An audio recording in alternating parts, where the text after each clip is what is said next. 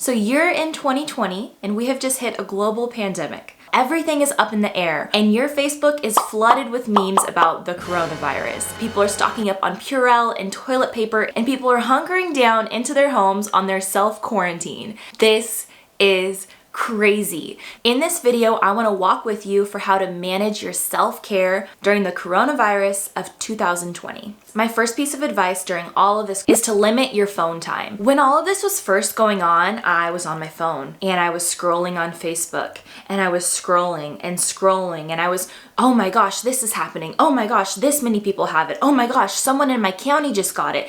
And I felt like I had to be watching the news. I felt glued. And something inside of me said like, oh, you need to tear away, but I felt like I couldn't. And so each time I checked my Facebook and shared a post and read someone else's post, all of these thoughts and opinions started fluttering inside of me. To a certain extent, you don't need to be on your phone this entire time. Yes, check the CDC for what they have to say. And yes, listen to the talks and speeches given by the government. But you only need to check the news really once or twice a day. After that, you don't really need to be checking your phone 24/7. Be informed, but don't be obsessive. Because fear breeds fear. So if you're leaning into the conversations on social media that are building fear, then it is going to consume you. Get your times that you check, maybe you check twice a day, and then lay off. And make sure you're checking factual places to get your information, not just Facebook and not just Instagram. Check the CDC. The second part for navigating the coronavirus self-quarantine is check in with your emotional health. We don't know how we're feeling if we're constantly hearing other people's voices. Pull back, make some quiet time, and check in with how you're doing. Activities that you can do to check in with your emotional health include journaling, meditating, praying, and just sitting on the couch for 5 minutes by yourself and really processing, how do I feel right now? What's going on inside of me? Sometimes when we're too busy consuming information, we don't have the time to understand how we're actually feeling. So the first step that is crucial to making sure you're okay is emotional health, processing these things. And if you have different beliefs that you lean on, this is the time to lean into those beliefs and practices. So for me, for example, I'm a Christian, I will pray and I will read my Bible. And those beliefs solidify, okay, I'm okay. If you have a belief or practice that you can lean into during this time, lean into those because those will keep your emotional health afloat. The second part of your emotional health during the coronavirus is to be aware of what thoughts you are fueling. Are you fueling the negative thoughts, the fear-based thoughts, or are you fueling the positive thoughts? So I want you to be very aware of the type of thoughts that you're having. I want you to sit back and kind of acknowledge, okay, what type of thoughts am I thinking of? Are they stirring up fear? Are they stirring up anxiety? The thoughts in your head are very powerful and you control your thoughts. Are you having the same one over and over again? Are you having the thought, oh my gosh, I don't have money. I don't know where the money is going to come. I just got laid off. I'm worried about money. The more you think that specific thought, the more it's going to work you up and make you anxious and make you overwhelmed. If you keep thinking the thought that I'm gonna get sick or my grandma's gonna get sick or my spouse is gonna get sick, then the more you're gonna get anxious. Instead, during this time, I challenge you to lean into the positive thoughts. Lean into the positive things that are happening. I know it's hard. I know it's crazy. The world is going insane, but you have to lean into the positivity. And that's one of the major problems with the news right now. The news gets your attention with negative facts. It's much more common to lead with negativity because it shakes us. It gets our attention. Whoa, 100 new deaths in China. Whoa. But they're not sharing the 100 people who have healed. They're not sharing the 93-year-old woman in China who got healed from the coronavirus because it doesn't get our attention as fast. During this time, I want you to lean into the positivity, lean into the good that's happening. In San Diego right now, they're doing studies and testing to create a vaccine for the coronavirus. In Seattle, they're also testing for a vaccine. And in China, they closed all of the pop-up hospitals that they had created because there were not enough new cases to sustain them. So there is positive. It's impossible for this to go on forever. It's just happening right now. So I challenge you, please, to lean into the positive of what is happening and intentionally add fire to the good of what's going on. The good, you're at home, you're spending all of this extra time with your family unit, you're with your significant other, you're with your spouse. This is your time to lean into those relationships. I know it's crazy. I know this is like really something we've never seen before. But I would challenge you to lean into the positive thoughts and lean into the good and nurture the good in your life. There is some good in every situation, the silver lining. Let me know if you want to see a specific video on how to create positive thoughts during all of this craziness.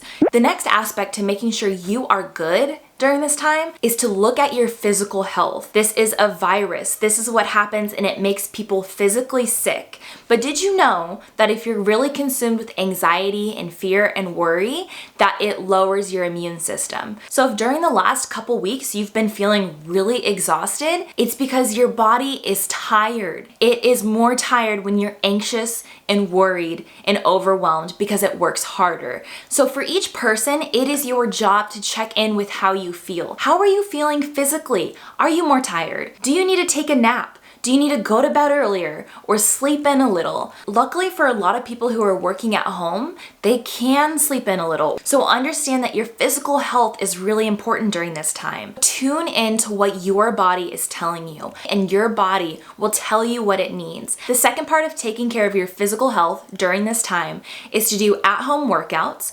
I personally love Pop Sugar. This is a video that I love doing. I did it just a couple days ago, and I'll link it in the description so you can try it for yourself. But it is so easy. You just type in on YouTube, 10-minute HIIT workout, 10-minute, whatever type of workout you can find.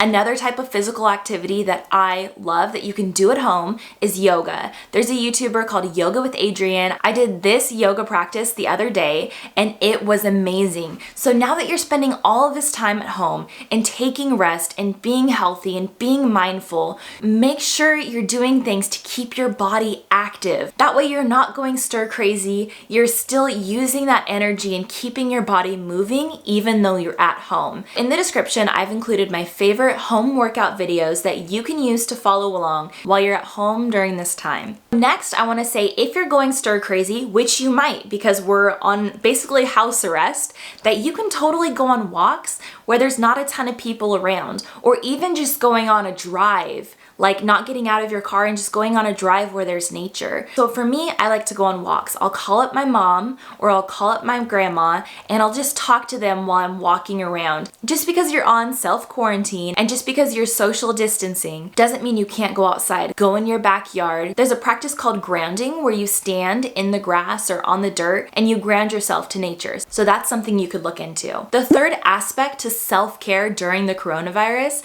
is making your home as peaceful as possible. So we're social distancing. You can't go out to see people, they can't come out to see you. So you are stuck at home and you may as well make the best of it. How do you create a nice and peaceful environment? Things that I do to create a peaceful environment include spring cleaning. Now you wash the dishes, you tidy up the room, you clean the fireplace, and I will use the broom. That would mean making your bed, washing your dishes, vacuuming, maybe dusting. So use this opportunity to do the things you wouldn't normally be able to do. Make your home an oasis. Make your home as peaceful as you can. This is your cocoon. This is your safe place. Make it peaceful. Other things you can do to create like an ambiance in your home is to light candles and play your favorite music. In the description, I've included my favorite candles and my favorite playlist to play in the mornings when I wake up. You should curate your own to make your home as peaceful and as enjoyable as you can while you're there. My next step to self-care during this pandemic is nurturing your mind. So look at your bookshelf. What books are there that you have yet to read? Check online. What courses are there that you want to take? Shameless plug, I have a course called the Confidence Course, which I will link in the description and you could take if you want to build your confidence. But what information, what resources, what podcasts, what YouTube videos are out there? Is there a skill that you've been wanting to learn but haven't had enough time? Well, sister, let me tell you, there is so much time right now, and this is your golden opportunity. An opportunity like this, where everything gets canceled and you have so much free time, doesn't come around often. So I would challenge you, after you get your emotional health in order, Nurture your mind to grow in the areas that you've been wanting to explore. You've been wanting to paint. You've been wanting to write. You've been wanting to create a YouTube channel. This is your opportunity. This is your moment, and this is your time to nurture in to all of those resources and start trying. So nurture your mind. My next piece of advice is to think of others. Make sure you're checking in with your friends and your family, calling them, FaceTiming them, doing whatever you can to be connected. Because now more than ever, a lot of people are going to experience loneliness and isolation. So make sure you're rotating through your people. Hey, how are you doing today? Are you doing good? How has your headspace been lately? Make sure you're connecting and touching base with the people that you care about most. This is especially true for the older generation. So your parents, if they're older, or your grandparents, when you're going to the grocery store, maybe call them and be like, hey, do you need anything? I'm here. Some older people are really scared to go out and be in public right now. So you could be a blessing to them by just getting the groceries and dropping it off on their doorstep and not talking with them. If you do, keep that 6 feet, that social distancing, but you could be a blessing for others. If you don't check in with your friends and family, you'll never know if they're worried or if they're afraid or if you could help them. Maybe you bought a 12-pack of toilet paper and they just ran out and you could drop off a roll on their doorstep. Or maybe one of your friends doesn't know how she's gonna buy food because she was just laid off.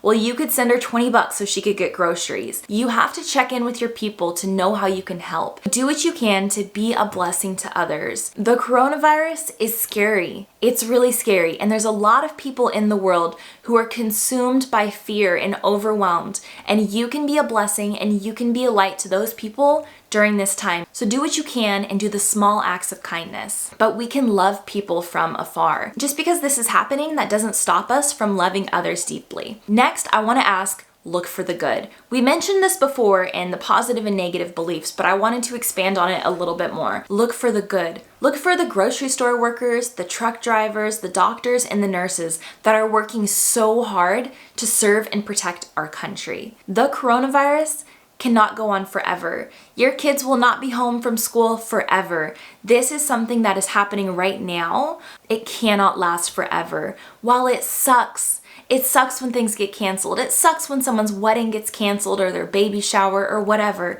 Yes, it sucks, but remember, there will be a time in the future where you can go to the grocery store and find plenty of toilet paper. This virus cannot last forever. So have hope in that and lean into that this is just right now and it will not go on for the rest of your life. Another idea to think of is it could be worse. And I know you're thinking, Sarena, what do you mean it could be worse? Well, in history, things have happened that were worse.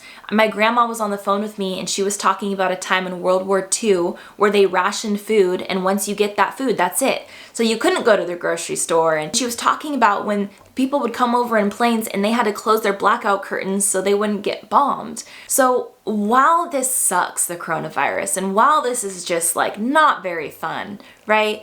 It could be worse. We are not threatened by war. We are not threatened by someone coming and trying to get us. It is a virus. It sucks and it's so sad and people are dying, and that breaks my heart. There could be a lot higher stakes and we could be in a lot more hostile environment. So compared to those circumstances, the coronavirus isn't as life or death as those situations. Right now, you're just being called to stay home and self-isolate. In retrospect, that's not that hard. My last piece of advice for maintaining self-care during the coronavirus is to do what's best for you and to allow wiggle room. Some moments you're just not gonna feel it. Maybe you're gonna plan to work out and then you just start crying or you become overwhelmed with fear. Give yourself grace and tune in to how you are feeling. Tune into what's going on for you.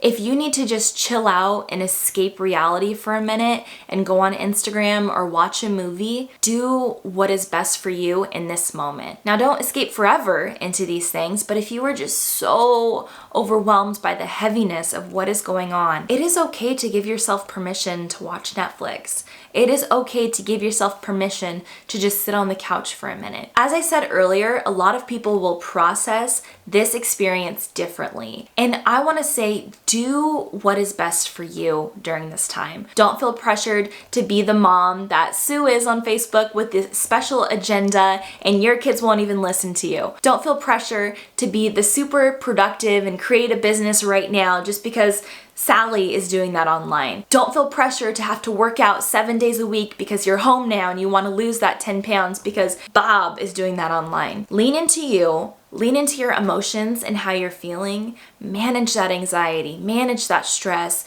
Check in with yourself, check in with your people, and stay safe and wash your hands during the quarantine of the coronavirus in 2020. I'm Sarena Hess. I help women build confidence and personal development. If you like this video, share it with a friend who has been struggling recently.